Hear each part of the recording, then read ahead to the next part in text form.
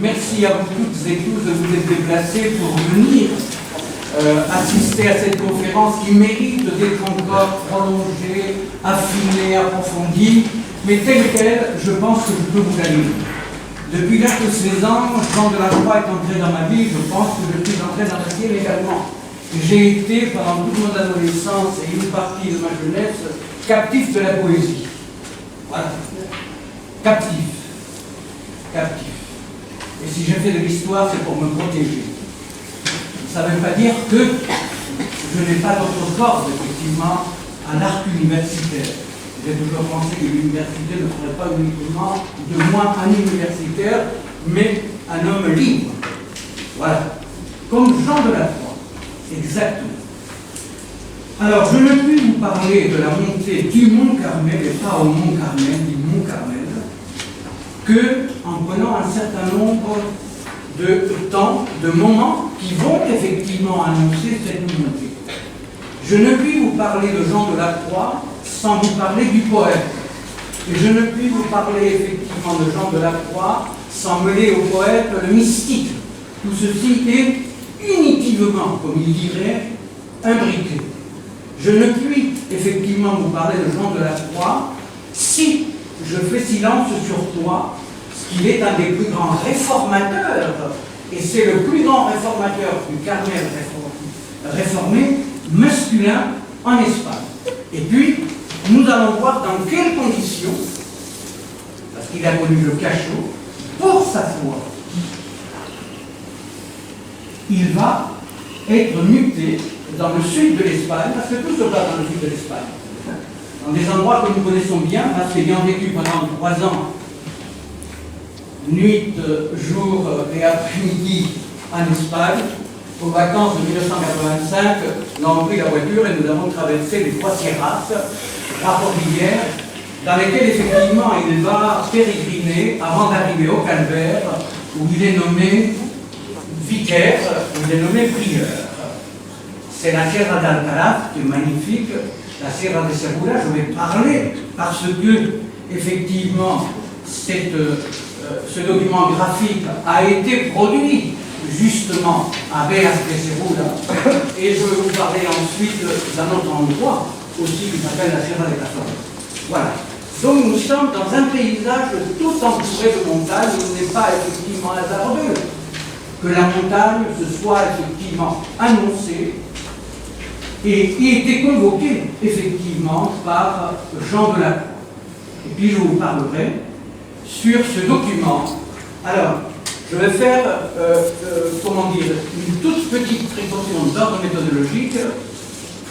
Beaucoup de ceux qui effectivement ont étudié ce graphique ont commis, à mon avis, une grande erreur. Je ne voudrais pas la commettre non plus à mon tour, car aviser effectivement des erreurs commises avant moi.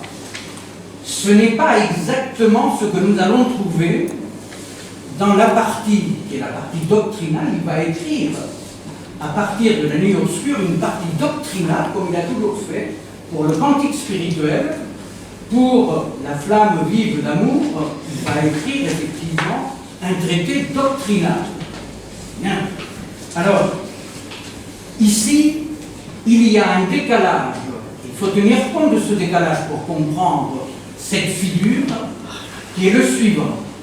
C'est un dessin qu'il a dessiné, il en a dessiné à peu près 60, il nous en est parvenu un, quelle chance, et certainement le premier, et le plus authentique, et le moins travaillé, et le plus spiritualisé. Il a été dessiné en 1578. Et c'est plus tard, quelques années plus tard, qu'il va effectivement écrire un très beau traité de spiritualité qui est la montée du Mont Carmel. Donc nous sommes là dans une sorte d'esquisse, dans une sorte de mise en route, de mise en marche vers effectivement le gravissement, comme dirait Francis James, de la montagne. Alors comment aborder, après tant d'exégètes avicés et érudits? Alors le premier de tous, le voilà, il est là, c'est Jean Barbuzy, 1924, ça a été repris, je l'ai acheté bien sûr, parce que le livre est tout à fait, je vais dire, il était épuisé, il lance effectivement la mode de Jean de la Croix, mais avec, si vous voulez, un écueil qui est fondamental. Il ne s'intéresse pas à la poésie, il s'intéresse à la mystique, il s'intéresse à la mystique sous un biais qui va, je crois, en quelque sorte, l'appauvrir, qui est le biais de la philosophie. Voilà. C'est un philosophe, un historien de religion, il a été professeur au Collège de France, bon, etc., etc. Il connaissait très bien l'espagnol, il est d'origine italienne, il connaissait très bien l'allemand, mais à mon avis, il a un petit peu raté, je crois, effectivement, la cible. Mais c'est remarquable, c'est un livre d'une érudition extraordinaire, universitaire, comme par exemple, par moment, quand on écrit des thèses d'État, comme c'était le cas il y a encore quelques années, eh bien, on produisait effectivement des ouvrages de ces nature. Alors, Jean de la Croix, comment aborder ce traité de spiritualité, la subida del Monte Carmelo, la montée ou l'ascension, parce que les deux traductions existent et sont tout à fait les deux justes, mais tout au début, on a traduit plus par ascension, et c'est très bien, hein, c'est élan, c'est élation, que par montée du mont Carmel. Rédigé par Jean de la Croix dans les années 1584-1587, c'est-à-dire le traité, répondant à plusieurs demandes émanant de carmélites et de carmes réformés, ses sœurs et frères en religion, relatives à la signification des vers de la nuit obscure. Ces vers dont il n'arrivait pas à percer effectivement la signification, ça veut dire qu'on la perce encore plus aujourd'hui, qui sont à tous égards éblouissants, autant qu'envoûtants et déroutants, glissés dans les 8 strophes du poème La nuit obscure, dont je ne résiste pas au plaisir de vous lire, de lire avec vous la première et la 5e strophe. Alors je rendrai tout d'abord hommage à tous les traducteurs, même si aucune traduction n'est pas bonne. Aucune. En 2005, j'avais fait une grande conférence à l'Université de Rennes, dans un amphithéâtre que j'aimais beaucoup, Victor Bach, parce que j'ai fait beaucoup de cours qu'après cette intègre dans cet amphithéâtre, et quelqu'un au terme de la conférence m'a posé la question suivante: quelle est la meilleure traduction du Don Quichotte? Je lui ai dit: mon monsieur, il est à venir. Voilà, donc aucune traduction n'est bonne. Et celle de mon ami Jacques Ancet est bonne, mais par moments, je ne me reconnais pas dans cette traduction. Je n'ai pas le même rapport à la langue, et je n'ai même pas non plus le même rapport à cette transmutation de passer d'une langue dans une autre. Il y a une chose que l'on perdra toujours, ce sont les sonorités. On gardera l'idée, mais ça a été pensé en espagnol. Il y a une idéation particulière avec des sons et des rythmes très particuliers qui sont, je veux dire, intraduisibles. Voilà. Donc, il commence par ces canciones del alma, c'est des chansons de l'âme. En una noche oscura, con ansias en amores inflamada, oh dichosa aventura, salí sin ser notada, estando ya mi casa sosegada. La 5e, qui est merveilleuse, O noche que riastes, oh noche amable más que la alborada, o noche que juntastes amado con amada, amada en el amado transformado. Alors je ne veux pas m'arrêter à vous faire remarquer tous les tramés consonantiques.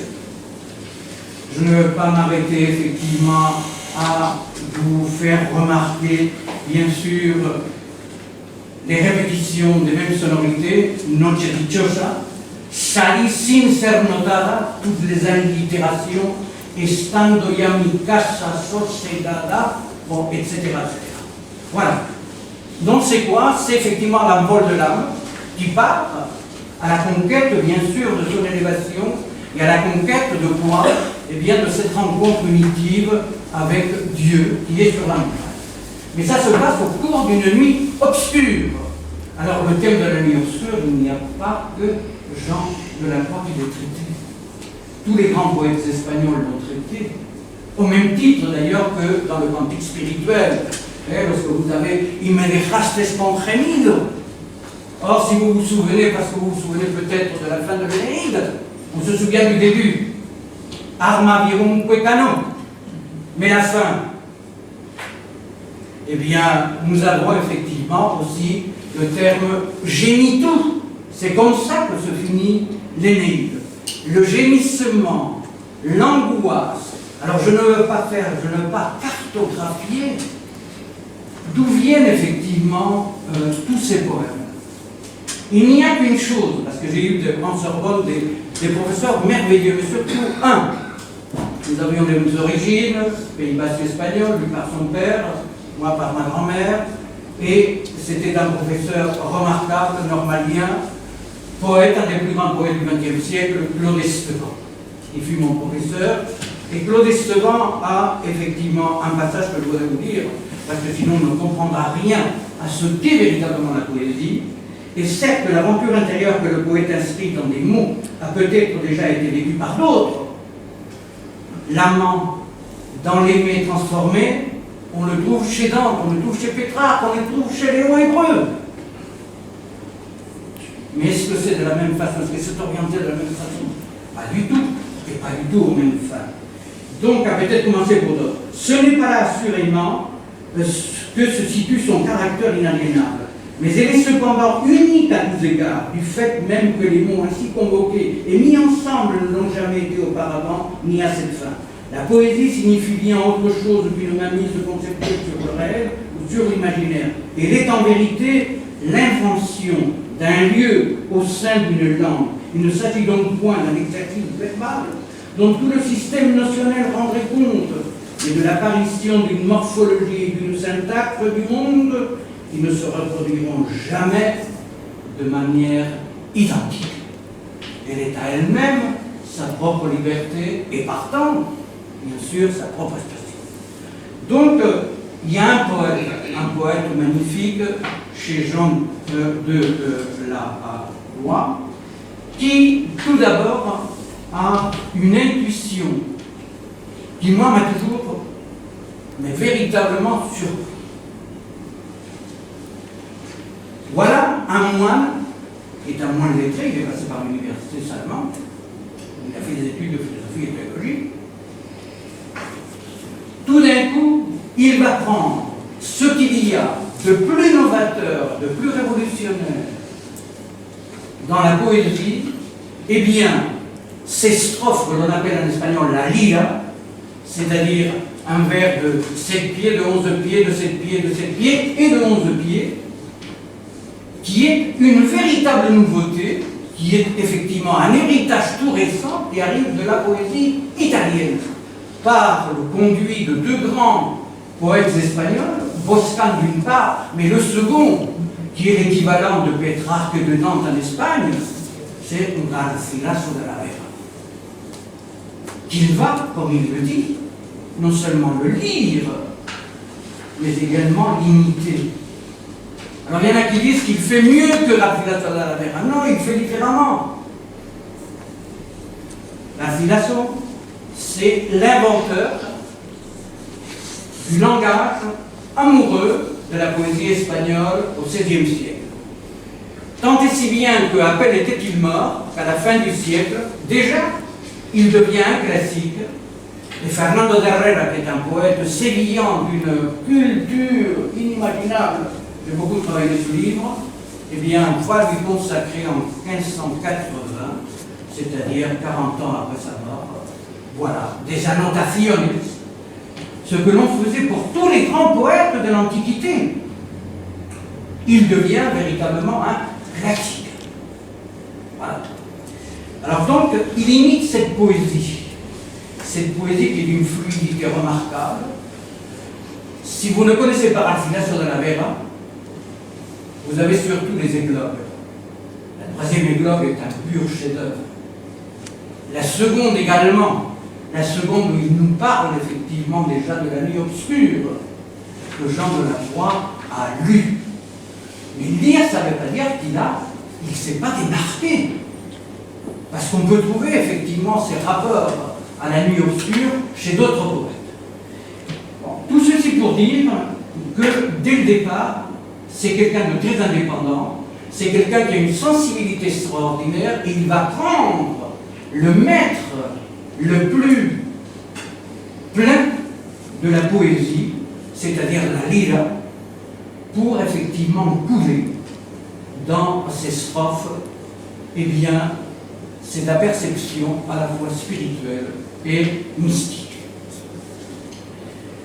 Entre la nuit obscure et la montée du Mont Carmel, c'est un véritable diptyque.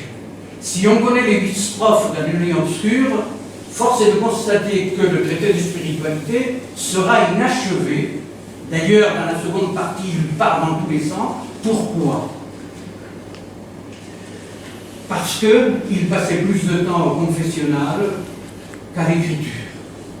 Qu'il a été mangé véritablement par ces moniales qui lui ont posé des tas de questions. Et parce qu'il s'est laissé manger également. Ceci étant, voilà quelqu'un dont la poésie brille d'une lumière tout à fait unique. C'est à peine 1000 vers, exactement 960 vers, qu'il nous a laissés, dont 246 pour la nuit obscure, le cantique spirituel, la flamme de l'amour libre, qui ont fait de Jean de la Croix le prince des poètes, véritablement, je vais dire, parce que pour moi c'est une poésie tout à fait indépassable, de toute la poésie. Alors on dit effectivement qu'il est le grand poète espagnol oriental. Pourquoi oriental? Parce qu'il est allé quêter sur toute sa poésie dans la Bible. Il va citer plus de 260 fois, je pense, le cantique spirituel. Il est tout imbibé des rythmes, de ces fameuses épiphores que nous trouvons à la fin, effectivement, des chants du cantique des cantiques, ne réveillez pas mon amour qui dort, bon, etc., etc. Voilà, il est tout imbibé de ça.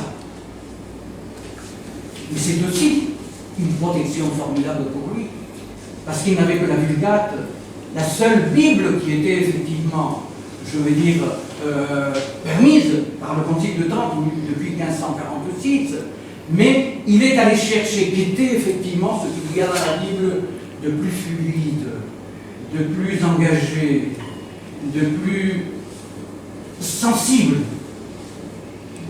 et très certainement de plus savant.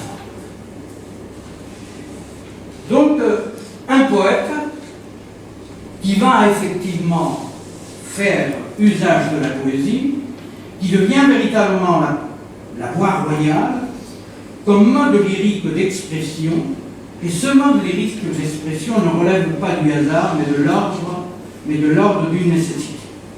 Il est persuadé de quoi? Eh bien que la théologie, ce qu'on appelle escudrignadora, c'est-à-dire spéculative, est un moyen mais pas une fin, et ne peut pas atteindre effectivement Dieu. Le voyage vers Dieu n'est pas de l'ordre de l'intellect, n'est pas de l'ordre de la conceptualisation, il est dans notre ordre. Il va faire appel à quoi? À la littérature, comme d'ailleurs la Bible. Fait appel à la littérature, il se tourne vers les arts graphiques qui vont libérer le discours théologique corseté de son caractère dogmatique par le recours aux images, aux métaphores, aux tropes, aux figures de style, aux symboles, à l'allégorie. La colombe est une allégorie, c'est le symbole de la paix. Voilà, allégorie, c'est-à-dire parler en disant une chose d'autre chose. Voilà, je vais faire un peu de grec, on sait tout ça.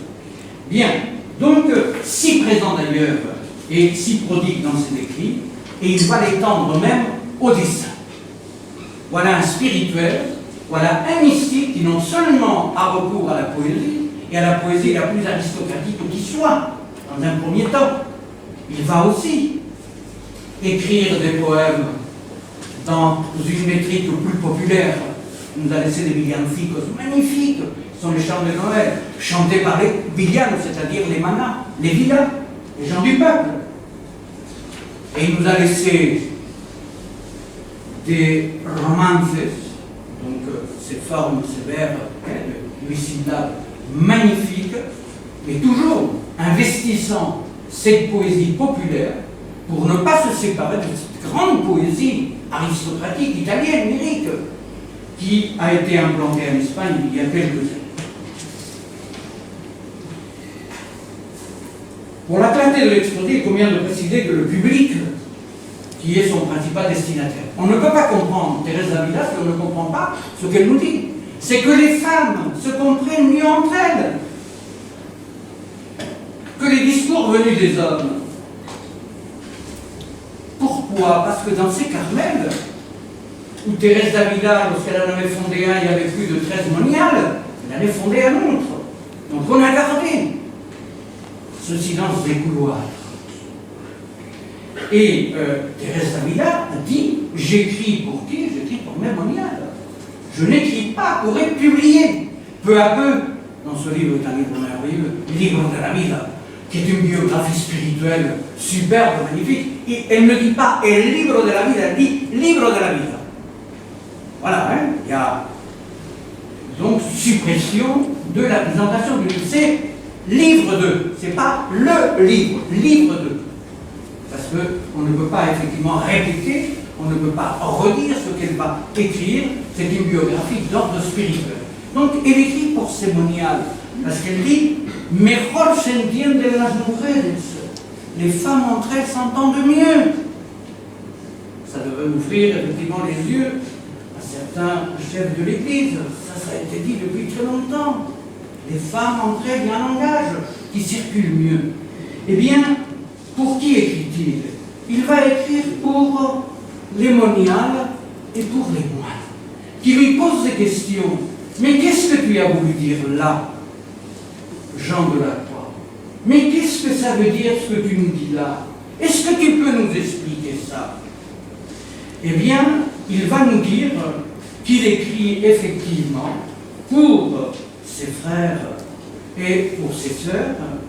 Mon but n'est pas de m'adresser à tous, mais seulement à quelques personnes de notre Saint Ordre des Primitifs du Carmel, aussi bien moines que moniales, qui m'en ont fait la demande. Dieu leur a départi la grâce d'entrer dans le sentier de cette montagne, et comme ils sont déjà dépouillés des choses de ce monde, ils comprendront mieux la doctrine de la nudité des nouvelles de l'esprit.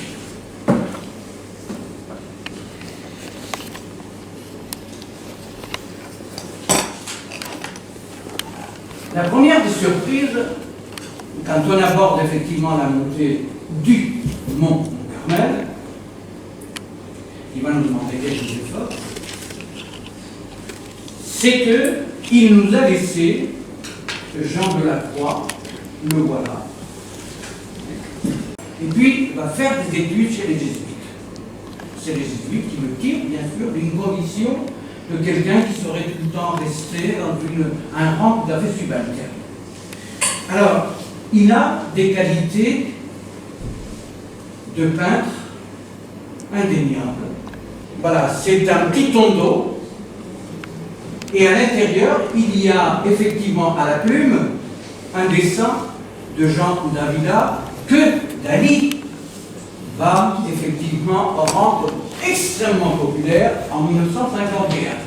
Voilà. Alors, c'est un petit peu baroque, il y a des gouttes de sang sur le côté si droit, là-bas, mais voyez comment effectivement il ploie presque sous le poids de la croix. Voilà. C'est un petit dessin qui se trouve encore au couvent de l'Incarnation de Avila, et puis également, il est très connu parce qu'il a peint ce portrait de Mère Thérèse. Voilà. On a ajouté la colombe, c'est tout. Et comme vous savez, ce tableau a été rendu extrêmement populaire, puisqu'il a fait la couverture du livre de Marcel Auclair, c'est 1960, quelque chose comme ça, consacré à Thérèse d'Avila. Donc, c'est quelqu'un qui a des aptitudes à la peinture, au trait de plume, au graphisme. C'est ce qui va expliquer pourquoi, effectivement, il va nous laisser donc ce document graphique que nous avons là. Avant de m'intéresser à proprement parler de Mont Carmel lui-même et de commencer d'en éclairer un petit peu la signification et la portée, il me faut relater le contexte dans lequel, ou à cause duquel, il a effectivement dessiné le Mont Carmel. Parce que le Mont Carmel est la conséquence directe d'un épisode dramatique de la vie de Jean de la Croix. Vous le connaissez tous, je vais le reprendre. Il a fait des études à l'université de Salamanque. Il a eu des professeurs super, notamment un qu'il va démarquer d'ailleurs dans la montée au Mont Carmel, c'est Frère Luis de León.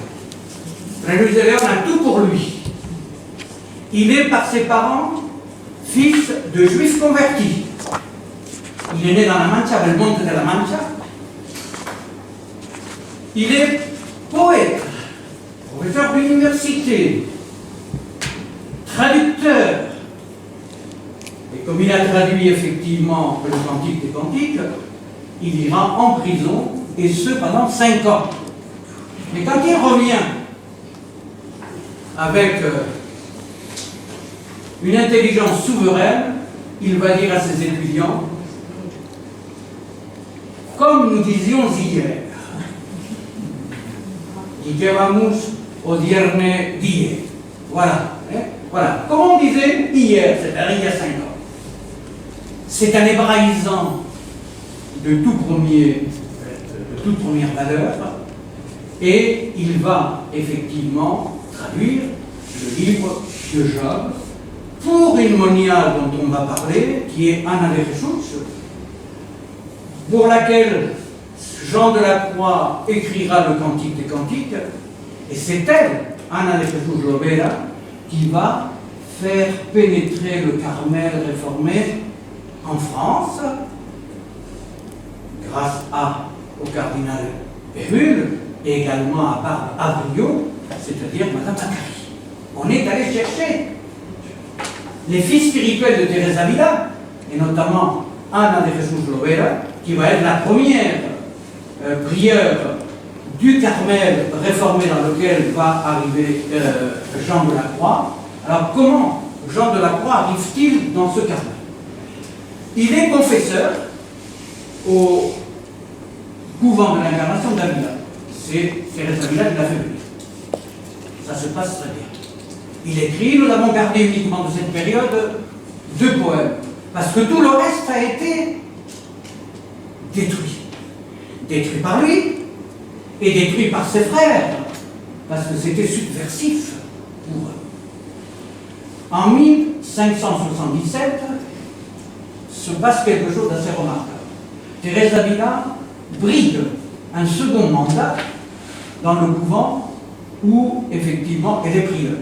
Et puis, Thérèse d'Avila, qui a commencé, effectivement, à réformer le Carmel féminin, n'est pas toujours en odeur de sainteté. C'est que tous ces gens-là ont peiné, ont souffert pour vivre leur foi. Tous. Et des frères envoyés par le provincial qui habite Tolède, on parlera tout à l'heure de Tolède, envoient des moines pour séquestrer Jean de la Croix.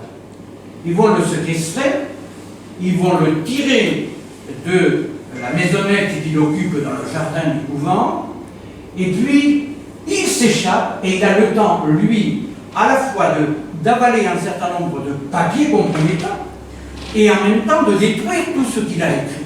Donc il y a toute une partie de l'œuvre de Jean de la Croix que nous ne connaîtrons jamais. De même, en 1591, il est au plus mal, en délicatesse extrême, avec le supérieur de Carmes, et il va très certainement aussi détruire une partie de son œuvre. Donc ce qui nous est parvenu, c'est en quelque sorte,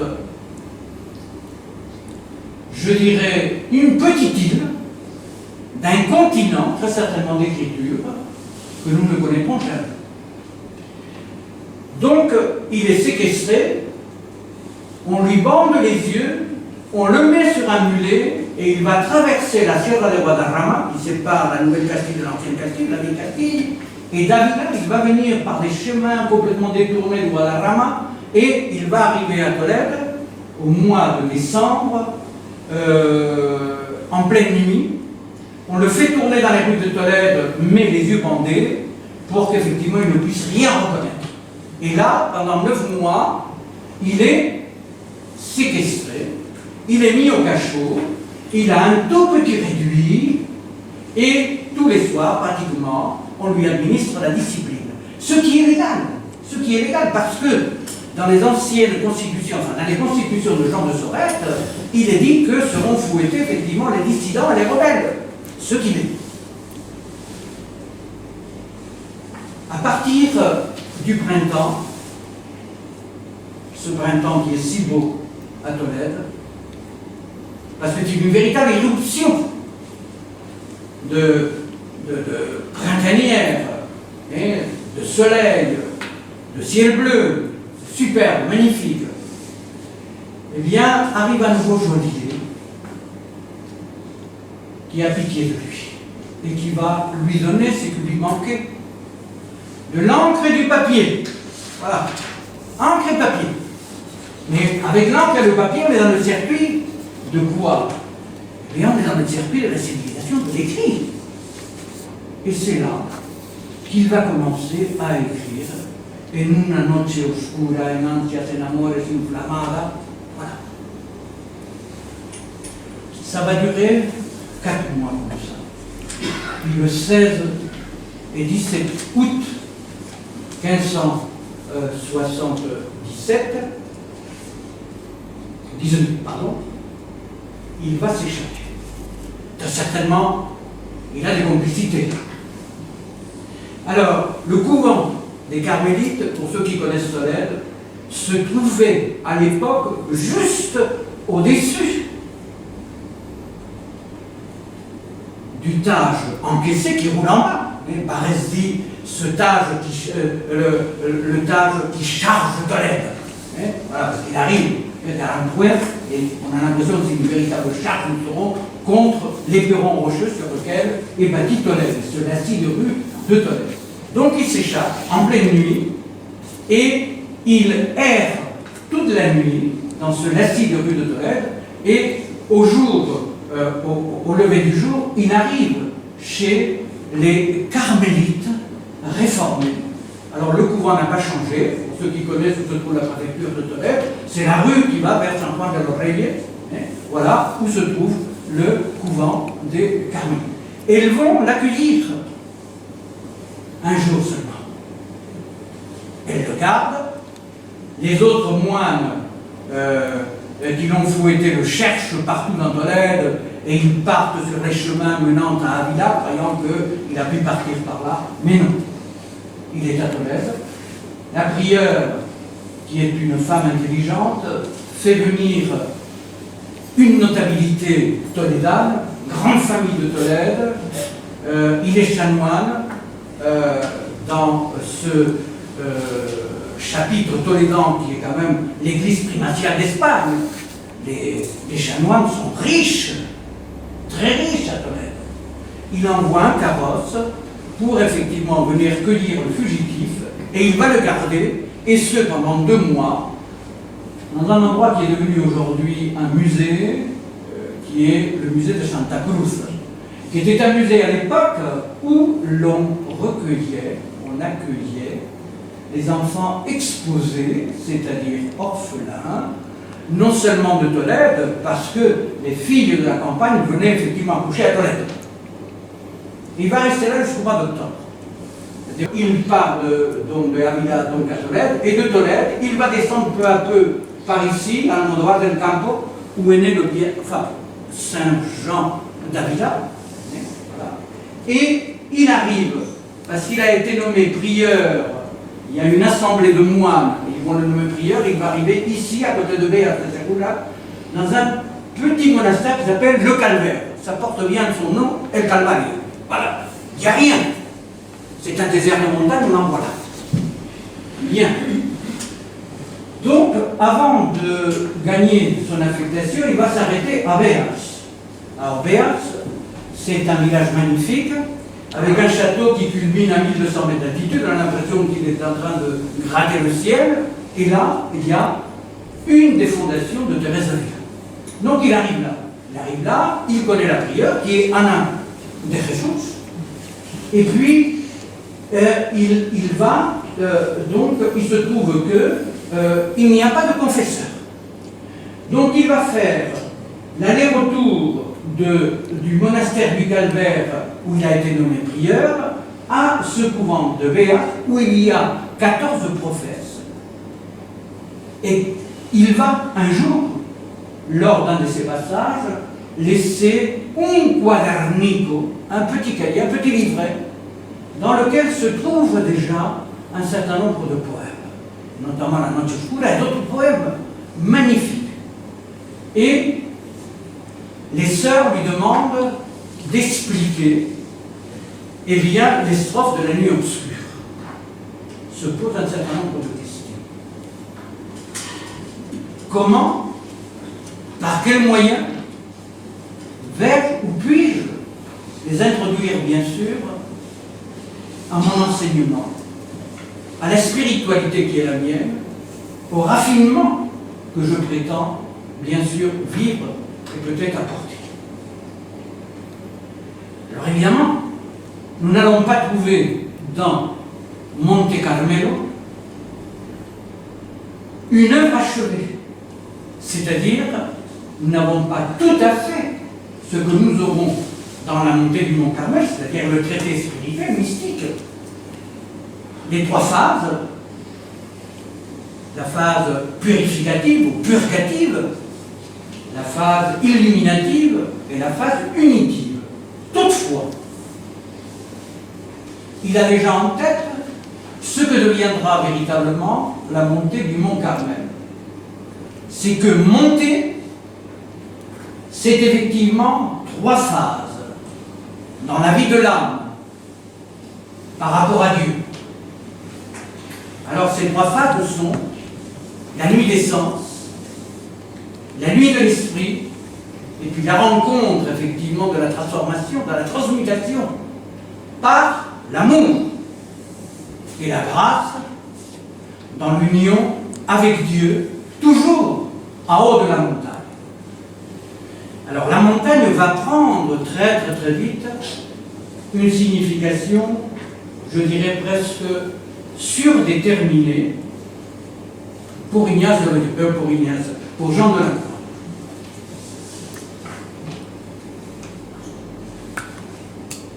Il va mobiliser tout ce qu'on a déjà mobilisé dans la Bible, c'est-à-dire le Sinaï, le rêve, la transfiguration, le mont Carmel, là où a vécu Élie, le père spirituel des Carmes. Et il va écrire, mais ce n'est pas de lui, il va écrire, bien sûr la montagne c'est la théophanie, c'est là où Dieu, dans son aveuglante lumière, je veux dire, se montre et se démontre, mais également, il va écrire la montagne c'est Dieu. Alors, Frère Luis de León, dans cet ouvrage merveilleux, que j'avais beaucoup travaillé un temps, en 2000, exactement à l'université d'Arras, il y a eu un colloque auquel j'ai participé sur les figures du Christ. C'est pas mal pour des universitaires, un colloque sur la figure du Christ. Alors effectivement, des représentations du Christ, des tableaux sur le Christ. Bon.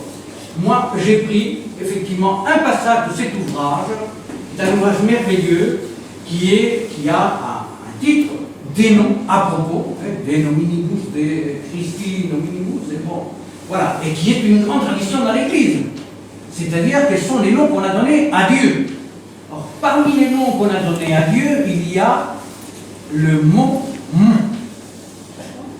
Alors, je suis très content que tu sois là, Anne, parce que Frère Luis, qui était un hébraïsant de haut vol, dit un certain nombre de choses remarquables. D'ailleurs, je veux dire, la première phrase, Llamas Cristo Monte.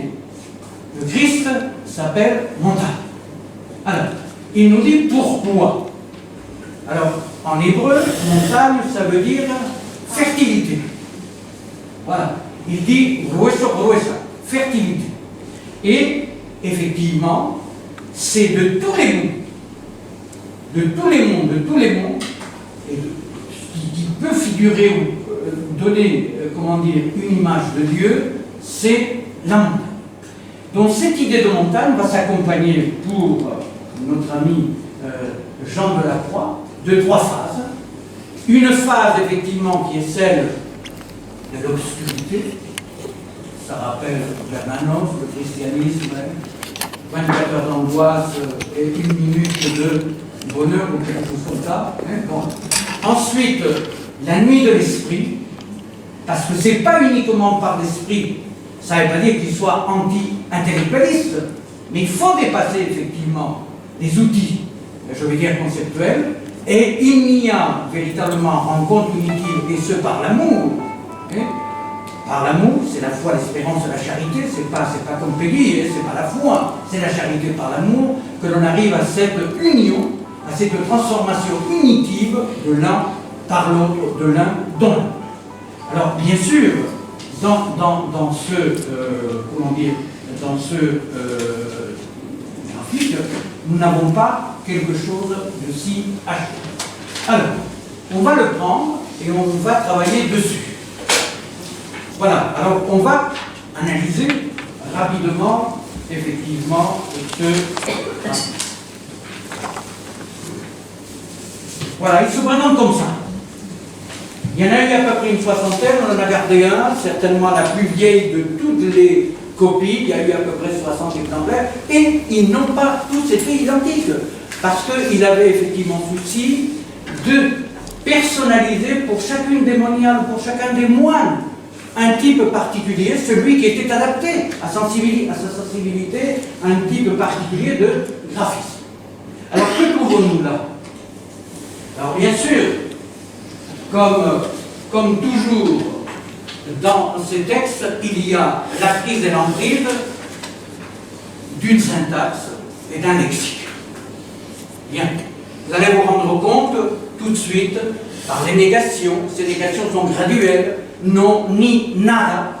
Le rien qui est répété jusqu'à cette fois, vous allez vous rendre compte que nous sommes effectivement dans un cercle de pensée ou de sensibilité très proche de tous ces mystiques qui l'ont précédé, et notamment de Denis l'Aréopagite. L'Aréopagite est Denis, donc, celui qui, pour signifier Dieu, le signifie toujours par ce qui n'est pas, c'est-à-dire par la négation. Voilà, pour ça qu'on aura beaucoup de négations également ici. Vous avez comme toujours quelque chose d'assez banal, les 3 voies. Une voie qui est la voie de l'esprit de l'imperfection et qui mène vers le ciel. Mais pour monter au ciel, il faut, alors ça c'est des termes qui sont très beaux et qui reviennent tout le temps, vaciarse, évacuar, et un terme magnifique, desarrimarse, c'est-à-dire se détacher. C'est l'expérience du détachement, de la déprise, de la nudité, de l'humilité, si l'on veut effectivement gravir les différents obstacles de la montagne. Donc ça c'est les biens du ciel. Ici c'est l'esprit d'imperfection des biens de la terre.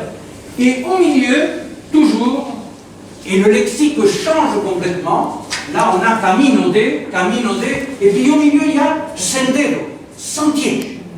Et le sentier est toujours exigu. Il dit enjuto, c'est-à-dire tout petit, tout maigre. Voilà, palichou. Voilà. Donc, ça, et vous voyez les blocs, les montagnes. Alors ça, je trouve que c'est merveilleux. Parce que ces moniales, elles sont dans un désert de montagnes. D'ailleurs, entourant Beras de Segura, vous avez des montagnes qui culminent à plus de 2000 mètres. Donc elles sont dans un paysage où pourrait la montagne, parce que je vous dirai tout à l'heure que ce dessin a des fonctions mémorielles, très fortes. C'est-à-dire que cette petite feuille, dont un exemplaire nous est parvenu, c'était effectivement, il l'a donné aux sœurs. Pourquoi? Pour qu'elles puissent prier, puis surtout se souvenir des exigences donc, qui sont celles de la vie mystique.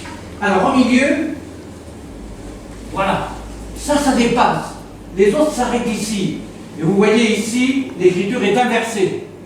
Il ne faut prendre ni ceci, es otro, ni eso, ni ceci, ni cela. Ce sont des voies erronées, des voies imparfaites. Et nous verrons tout à l'heure que lorsqu'on va publier la montée au Mont Carmel, alors qu'il nous dit au chapitre 13 de la rédaction de la montée du Mont Carmel, dans le traité doctrinal, qu'il faut qu'en forme de frontispice, eh bien, ce graphique soit publié, on va publier toute autre chose qui n'a rien à voir, que l'on verra tout à l'heure. Bien. Alors, qu'est-ce que ça veut dire? Ça veut dire que pour monter, il n'y a pas de chemin. Ni le chemin du ciel, ni le chemin de la terre. Il n'y a que la voie exiguë qui est celle du dépouillement. Et on nous dit ici, aún, encore, en el monte, nada. Et il y a 6 fois nada, et encore il en rajoute une 7e. Voilà. Donc nada. Alors, ça va déboucher sur quoi? Eh bien, ça va déboucher sur une sorte de couronne qui est en quelque sorte la réplique de ce tondo elliptique que nous avons ici, et il reprend par le tondo elliptique le tondo également qu'on a vu tout à l'heure. Eh bien, là, nous allons avoir Solo mora en este monte honra y gloria de Dios. Alors, remarquez que, si j'avais à corriger effectivement cette phrase, elle passerait difficilement pour un étudiant qui passe le CAPES sur l'agrégation. Mais, vous vous rendez compte qu'il y a effectivement 2 sujets et qu'il n'y a qu'un accord par rapprochement avec celui qui est le plus près. Normalement, on devrait dire solo mora en este monte honra y gloria de Dios. Mais il l'a rapproché, il a fait un accord avec le plus rapproché. Bien. Qu'est-ce que nous avons là? Nous avons là quelque chose qui a beaucoup intrigué les critiques. C'est que nous n'avons pas, comme ça sera le cas dans l'œuvre, même s'il est resté inachevé, parce qu'il n'a pas achevé le traité de la montée du Mont Carmel, nous avons là quelque chose d'assez remarquable parce qu'il n'a pas, en 1579, encore suffisamment avancé dans ce que sera plus tard, ce qu'il va nous laisser comme écrit sur la montée du Mont Carmel. Il pense que c'est l'honneur et la gloire de Dieu qui demeurent, qui font leur demeure sur cette montagne. Or, dans le traité final, nous n'avons pas ça. Dans le traité final, nous avons un droit, c'est par l'amour, caritas, que l'on arrive bien sûr ici, dans ce cercle qui, par la sabiduria, la sagesse, fait monter jusqu'au mont Carmel. Et tout autour, vous avez une guirlande qui sont les dons de l'esprit. Et vous avez ensuite un arc de cercle. Alors cet arc de cercle est très intéressant. Ya por aquí no hay camino y para el justo no hay ley. El para sí es ley. Pour le juste, il n'y a plus de loi. Parce qu'il a acquis toute la liberté possible et inimaginable pour parvenir jusqu'à Dieu.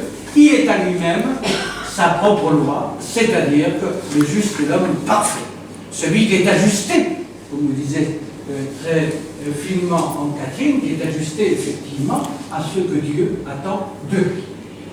Nous avons ici une citation qui est une citation intégrée, car il renvoie no hay ley, el para sí es ley, à la fois à Timothée, première épître de Timothée, et l'épître aux Romains. Voilà. Donc, il y a une façon de monter effectivement jusqu'à Dieu, c'est par ce chemin qui est étroit et qui est celui de l'exigence. Alors vous avez une couronne qui entoure le Solamente en este monte, qui est une citation de Jérémie. Jérémie qu'il va citer 7 fois dans son œuvre. Cette citation n'est pas juste. Voilà. Il a mis introducti vos in terram Carmeli, ut comederitis fructum eius et bonailius, Jérémie 2. Bien. On a fait une thèse, enfin il y en a eu plusieurs, il y en a une, sur les citations de Jean de la Croix. Je vous ai conduit dans la terre du mont Carmel, pour que vous mangiez le fruit et Bona Ilius et les liens de celui-ci. Qu'est-ce que nous avons là? Nous avons là une chose assez remarquable, c'est que c'est Dieu qui introduit. C'est Dieu qui introduit par sa grâce, c'est Dieu qui en est l'acteur, une fois effectivement qu'on a parcouru les étapes précédentes, voilà, qui sont celles que nous avons là. Alors, vous avez également ici no me da gloria nada, no me da pena nada. C'est-à-dire, on est parvenu, parce qu'on est déjà en haut, au dépouillement. Voilà. Au dépouillement.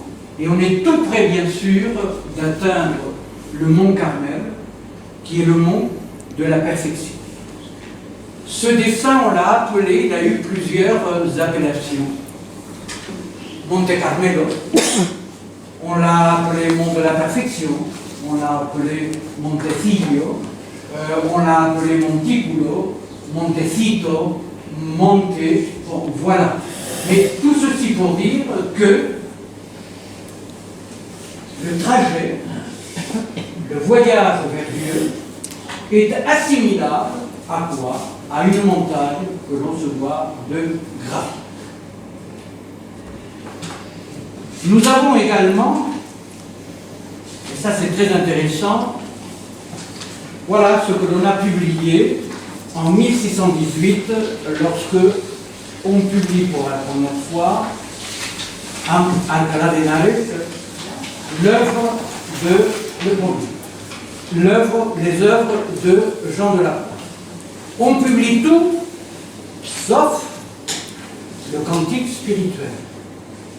Censuré, attaqué par ses frères.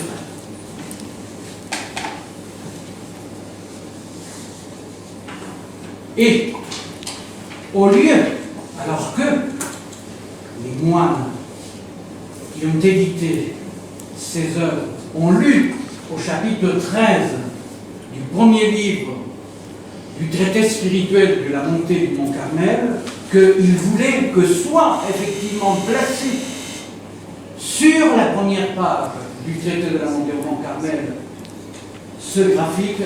Voilà ce que l'on a effectivement publié. Alors, on ne peut comprendre effectivement que ceci que si l'on sait un petit peu quelques petites choses. Lesquelles? 1. Le cantique spirituel est subversif. Il y a trop de doctrines que l'on appelle la doctrine des illuminés, qui est combattue. Donc, on va effectivement garder, et ici en bas, ces racines d'écriture que l'on va expliquer tout à l'heure, elles sont là, et on demande à quelqu'un de prestigieux, qui est un élève du Gréco, qui est un graveur connu. Alors, si vous arrivez à lire, ici en haut, tout petit, Diego de Astor Fekit. Voilà, lui, il a été le graveur, l'auteur. Bien, Diego de Astor est un Espagnol, né à Malines. Vous savez que les Espagnols sont restés aux Pays-Bas pendant 80 ans. et qui arrive effectivement en Espagne. Il va être l'élève du Gréco. Et la raison pour laquelle on va garder un certain nombre effectivement d'éléments ici, bon, mais la raison pour laquelle effectivement on ne publie pas ça, c'est parce que nous sommes encore dans une visée tout à fait contre-réformiste. Et donc, voilà ce qui peut faire l'affaire.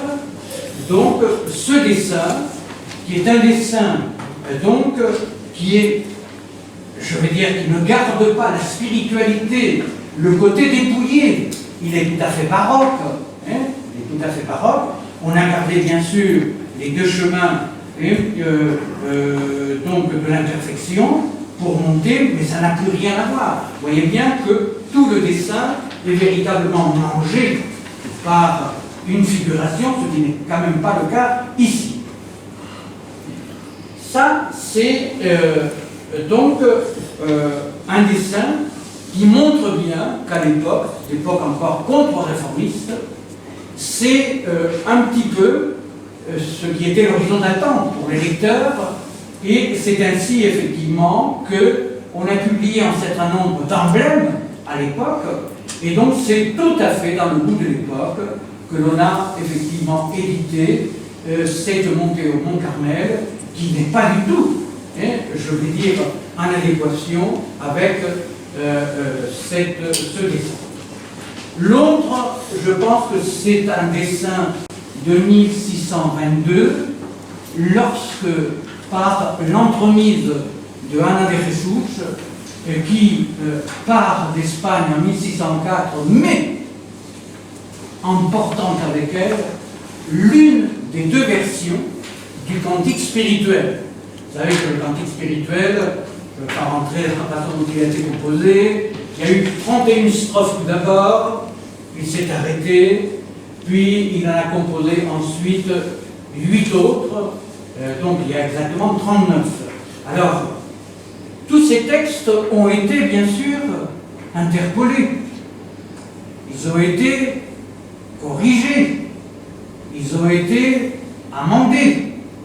Avons-nous effectivement tout de ce que Jean de la Croix a écrit? Je ne le pense pas. J'ai apporté un ouvrage, il est de 1930, je l'ai depuis longtemps, qui est effectivement l'étude du cantique spirituel de Saint Jean de la Croix, docteur de l'Église, par Don Chevalier, moine de Solesmes, qui a effectivement fait toute une étude critique, textuelle,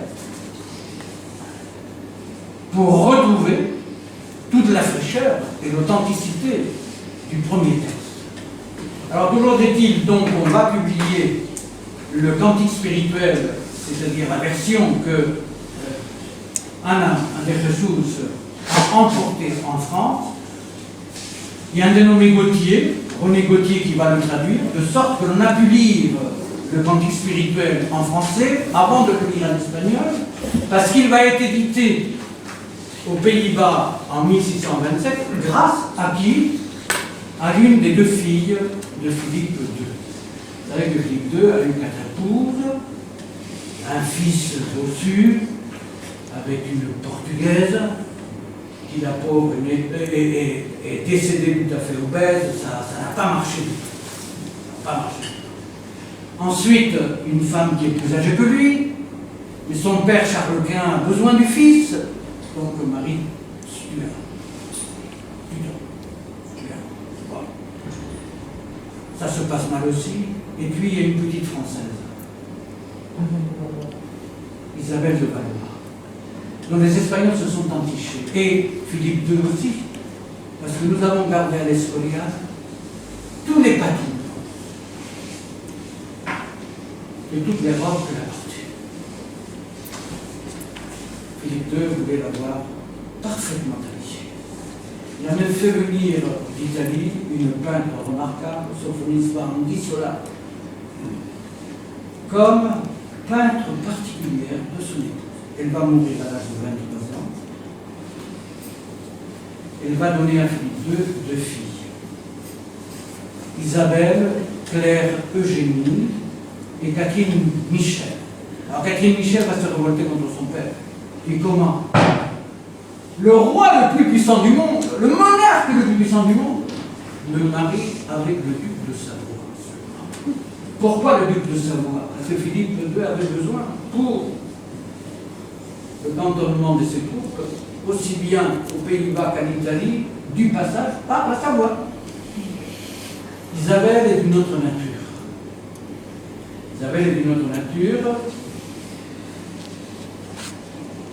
Elle va être mariée, parce que les filles vont avoir, bien sûr, la liberté de choisir leur conjoint, avec son cousin, qui a été cardinal. Il a été à la tête de l'évêché de Tolède pendant 3 ans. On a mis un administrateur au temporel et au spirituel. Et puis, il va se marier avec Isabelle Claire le Génie, et Philippe II va les nommer gouverneurs des Pays-Bas. Et en 1627, donc cette fille qui a failli poser beaucoup de problèmes à Henri IV, parce qu'elle a été sa rivale, Henri IV, pour le trône de France, parce qu'elle avait droit, par sa mère, fille de Henri II et de Catherine de Médicis, au trône de France. Et les vigueurs l'ont poussée à être candidate au trône de France. Vous savez d'ailleurs que en 59, Isabelle de Valois a 14 ans, elle est à peine nubile, et Henri IV qui a 6 ans, et son père, le prince du sang, Antoine de Bourbon, vont conduire cette petite Française jusqu'à la frontière. On a gardé le récit, Henri IV suit son père, il a neigé, on est au mois de décembre, pour la remettre aux ambassadeurs espagnols qui la conduiront à l'Escorial. Voilà. Donc, Isabelle Claire Eugénie va publier en espagnol, à Bruxelles, en 1627, la première édition du Cantique spirituel. Il faudra attendre 3 ans, 1630, pour qu'il le soit effectivement publié en Espagne.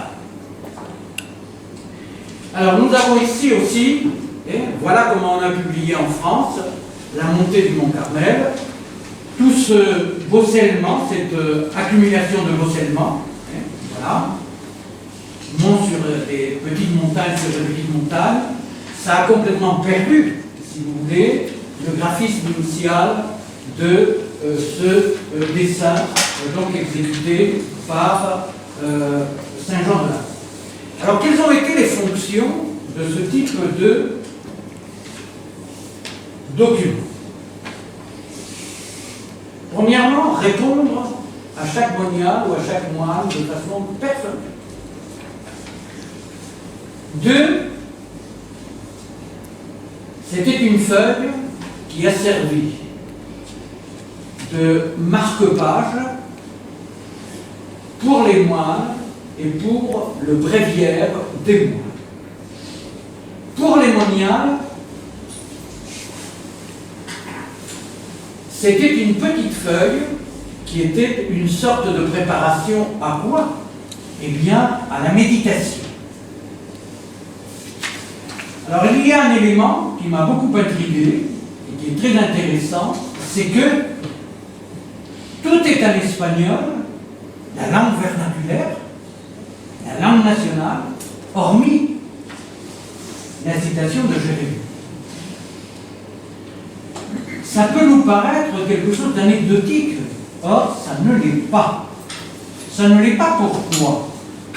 Eh bien parce que Thérèse d'Avila, toutes les moniales qu'elle a pu admettre dans ses couvents, savaient toutes lire et écrire. Contrairement à d'autres ordres, il n'y avait pas de dot. La seule dot, c'était la pauvreté. Et la pauvreté totale. Donc ça nous montre quand même qu'il s'est adressé à des moniales qui avaient quand même une connaissance de la Bible, des moniales effectivement qui étaient dans l'ordre de la civilisation de l'écrit.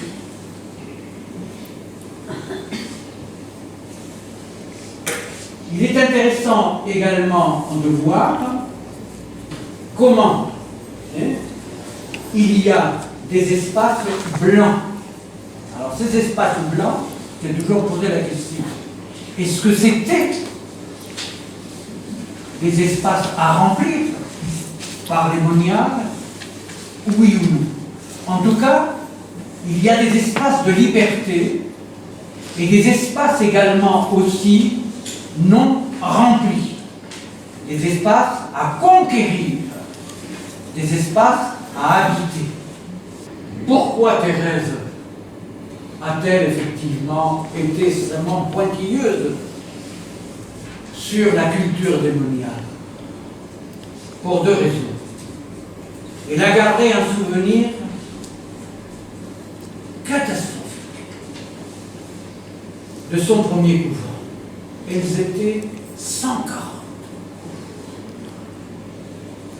Elle tombe, nous dit-elle, sur une vieille religieuse qui la prend sous sa coupe et qui lui dit: ma petite, parce qu'elle aimait se pomponner, elle aimait s'habiller, elle était belle fille, elle a eu des succès avec ses cousins. C'est impossible, mais elle a eu des succès. Bien, elle s'est dit: c'est pas possible, il faut réformer tout ça. D'ailleurs, nombre de ces jeunes filles, jeunes femmes étaient là, en attendant effectivement de pouvoir trouver un mari et de quitter le couvent. Donc c'est une expérience vécue très forte que Thérèse se rend compte que véritablement le Carmel féminin se doit d'être réformé. Et la première des réformes, c'est par l'ordre du culturel qui s'accompagne d'un ordre spirituel. C'est Hannah Arendt qui dit que de l'ignorance naît la barbarie. On n'est pas là encore. Mais ce que je veux dire, c'est ce souci culturel très fort de Thérèse d'Avila. Et nous avons, pour l'historien c'est très intéressant, donc cette citation tout en latin, ce qui veut dire qu'elles étaient quand même un petit peu initiées à la langue savante et à la langue donc de l'Église. Donc voilà donc deux blocs, c'est-à-dire ce qui se dresse devant les yeux, c'est une montagne. Il y a des flancs de la montagne, ils sont là, les flancs de la montagne, voilà, ils sont là. Et il n'y a effectivement qu'un seul chemin qui est habilité ou qui est en capacité effectivement d'arriver jusqu'au Mont Carmel. Ce mont de la perfection, c'est le chemin qui est tout exigu, qui est le chemin de la perfection. Alors Jean de la Croix, au chapitre 13 du premier livre de la montée du Mont Carmel, va revenir sur ce que Michel de Certeau appelle des racines d'écriture. Bien. Alors, vous allez vous rendre compte, encore une fois, de l'emprise du lexique et de la technique, bien sûr, utilisée. Non seulement vous allez avoir des anaphores aperturales, c'est-à-dire paravenir, des anaphores négatives. No quieras, paravenir. Voilà. Ça, c'est un moyen aussi pour retenir. Bien. Très important. Très important. Alors vous avez toutes les oppositions. Todo, nada, todo, nada, todo, nada, todo, nada. C'est-à-dire les contraires, les antonymes. Voilà, ce qui dit le contraire. Voilà. C'est de cette façon, effectivement, qu'il expose. Donc, pour venir à goûter tout, n'est goût de rien. Alors, on est toujours dans la dépossession, dans la déprise. Voilà. Rien de ce qui est sensuel doit être une entrave pour parvenir à Dieu. C'est par la négation, par le retranchement, par la déprise, par le détachement, par la desnudez, qui est le terme qu'on va trouver à la fin, que l'on se trouve en situation pour partir, bien sûr, à la conquête de Dieu. Donc, voilà, hein, vous avez un lexique, vous avez une grammaire et vous avez effectivement une technique de pensée qui se répète tout le temps. La deux. Para venir a lo que nos gusta, has de ir por donde nos gusta. Voilà, là, pareil, les mêmes anaphores, para, has de venir, has de, para. Bon, et puis vous avez ensuite les négations, no gusta, no sabes, lo que no posees, no eres. Voilà. Et toujours la même technique, hein, voilà, qui est encore une fois celle de la déprise du tout pour arriver au rien qui est le tout. Voilà. C'est dans ces jeux, donc d'idées, et dans ces jeux lexicaux qu'il va véritablement opérer. Alors ensuite, dans le texte espagnol, voilà, hein, que j'ai acheté en 1966, voilà, que j'ai toujours gardé, il y a des indications très intéressantes. La première, c'est manière d'obtenir tout. La manière d'obtenir tout, c'est en ne possédant rien. Manière d'arriver à tout. La manière d'arriver à tout, c'est quand on est arrivé à rien. La troisième strophe. Cuando reparas en algo, dejas de arrojarte al todo para venir del todo al todo. Bon, les répétitions, les réitérations. Donc, has de dejarte del todo en todo, de nouveau, y cuando lo vengas con venir. Bon, voilà. Y cuando lo vengas del todo a tener, has de tenerlo sin nada querer. Donc, quand tu auras le tout, eh bien, c'est comme si tu ne possédais rien. Voilà. On est toujours dans cette liberté par rapport au bien matériel, par rapport à tout ce qui peut effectivement contrecarrer, contrevenir donc à l'accueil de Dieu. La dernière strophe est très belle. En esta desnudez, alors on a traduit par dénuement, ce qui est très bien.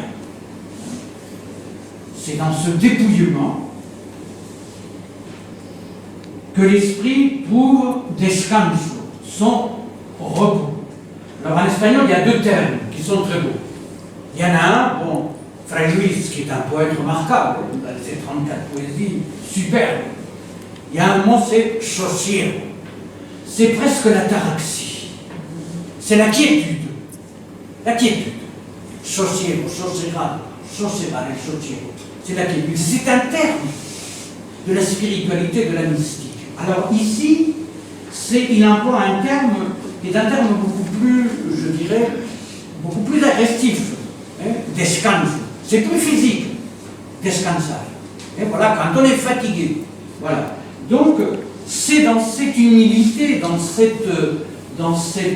dénuement, dans cette déprise que l'esprit trouve son repos, car no codiciar, jalouser, vouloir, comment ça a été traduit, convoiter, bon, encore une fois, nada, la répétition, c'est scandé effectivement par seria.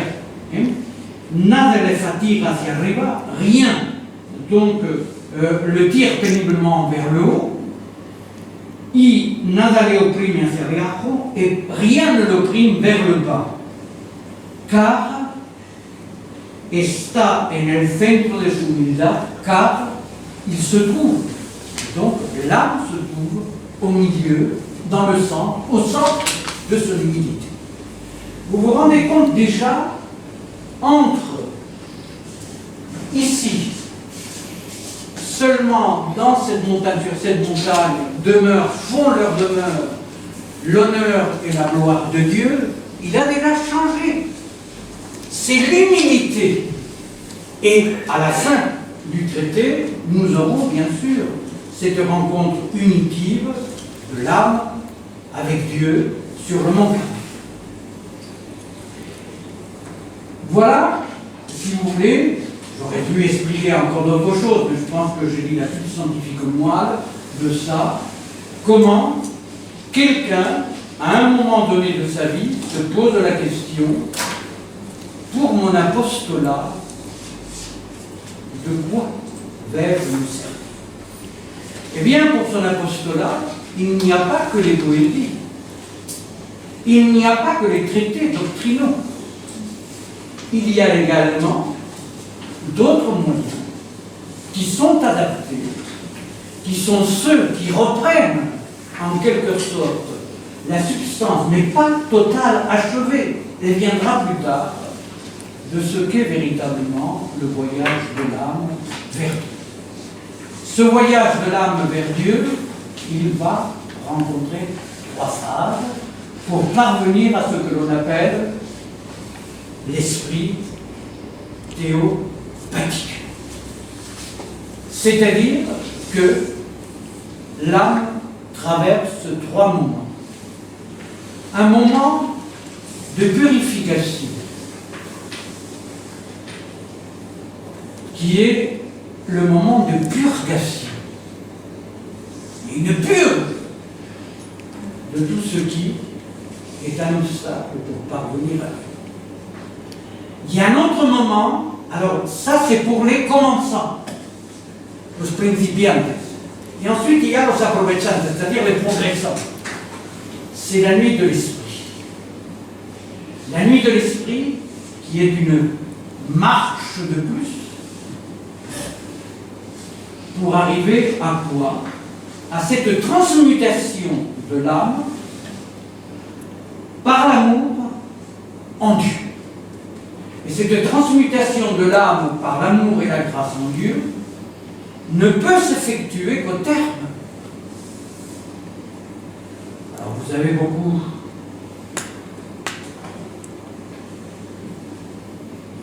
de figures pour dire ça. Dieu est une échelle de Dieu, ce qu'on avait dit. Comprendre, c'est le discernement. Les voies qui mettent en communication la créature avec le Créateur. Et la créature avec le Créateur, c'est toujours, bien sûr, dans une rencontre, qui est celle de la lumière, de la théophanie, c'est-à-dire celle du rayonnement, le mont Carmel. Alors, il s'est adressé aux carmélites. Il n'a pas mis montagne de perfection. Il a mis Monte Carmel. Parce qu'il s'est adressé à qui? Aussi bien aux moines qu'aux moniales réformés. Or, la véritable réformation, elle est là. C'est effectivement ce graphique qui en fait la synthèse pour que ces moniales, ces moines, à l'aide de cette petite feuille qu'ils pouvaient regarder, ne perdent jamais de vue la difficulté et les différentes phases que, effectivement, les carmélites et les carmes donc doivent gravir pour arriver à cette montagne d'où est parti d'ailleurs le mont Carmel, c'est-à-dire à cette montagne d'origine à laquelle, bien sûr, les moines et les moniales réformés veulent effectivement revenir, de sorte que la règle, aussi bien des moines que des moniales, sera effectivement un retour à la règle primitive qui était celle qui était observée au mont Carmel. De là, cette cohérence parfaite à travers une petite feuille volante qui aurait pu jamais arriver jusqu'à nous, qui est effectivement donc ce mont Carmel. C'est une chance d'avoir ça. Quand j'ai commencé de travailler dans les années 80 sur les catéchismes, alors qu'on a produit des millions de pages de catéchismes, j'étais étonné de voir qu'il était arrivé très peu de catéchisme jusqu'à nous. Et l'archiviste des archives de Tolède m'a dit, petit bonhomme, j'avais 30 ans, que j'étais un petit bonhomme. Je suis tombé sur un homme agrafé, il n'avait jamais rien écrit, il savait tout. Rien n'était classé dans ces archives de Tolède. J'enjambais les liasses. Il m'a dit, sachez une chose, c'est que le papier était un papier de fort mauvaise qualité. Il est parti en charpie. Pourquoi? Eh bien, parce que ces catéchismes s'adressaient aux classes populaires et on leur faisait payer le plus bas possible ces catéchismes. Ils sont pratiquement tous disparus. Il y en a très peu qui sont parvenus jusqu'à nous. Très intéressant ces catéchismes. Très très intéressant.